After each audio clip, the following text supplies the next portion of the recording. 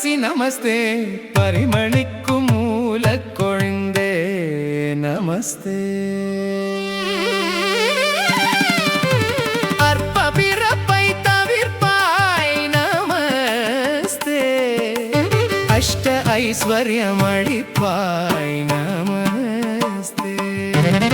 ஹரியுடைய தேவி அழகி நமஸ்தே, அமைந்தார்க்கு இன்பம் அளிப்பாய் நமஸ்தே. வனமாலை என்னும் மருவே நமஸ்தே, வைகுண்டவாசியுடன் மகிழ்வாய் நமஸ்தே.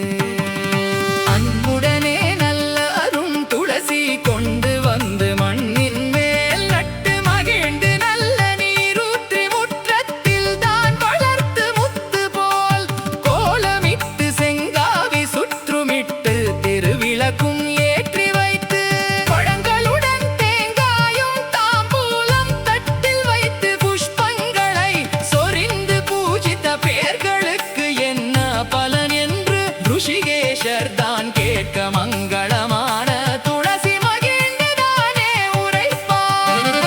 மங்களமாய் எண்ணி வைத்து மகிழ்ந்து உபாசித்தவர்கள் தீவினையை போக்கி சிறந்த பலன் நான் அளிப்பேன். அரும் பிணியை நீக்கி அஷ்ட ஐஸ்வர்யம் நான் அளிப்பேன். தரித்திரத்தை நீக்கி செல்வத்தை நான் கொடுப்பேன்.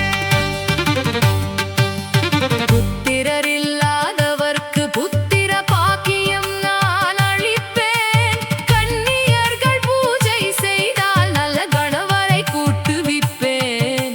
கிரகஸ்தர்கள் பூஜை செய்தால் கீர்த்தியுடன் வாழ வைப்பேன். பக்தர்கள் பூஜை செய்தால் மோட்ச பதம் நான் கொடுப்பேன். கோடிக்காராம் பசுவை கன்றுடனே கொண்டு வந்து கொம்புக்கு பொன்ன வைத்து குழம்புக்கு வெள்ளி கட்டி கங்கை கரை தனிலே கிரகண புண்ணிய காலத்தில் வாலுருவி அந்தணர்க்கு மகாதானம் செய்த பலன் அளிப்பேன். சத்தியம் என்று நாயதியும் சொல்லலுமே அப்படியே ஆகவென்று திருமால் அறிக்கையிட்டார். இப்படியே அன்புடனே ஏற்றி தொழுதவர்கள் அற்புதமாய் வாழ்ந்திடுவார். மாதேவி தன் அருளால் தாயே ஜெகன்மாதா அடியார் செய்கின்ற பூஜையை ஏற்றிக் கொண்டு அடியார் செய்த சபல பாவங்களையும் மன்னித்து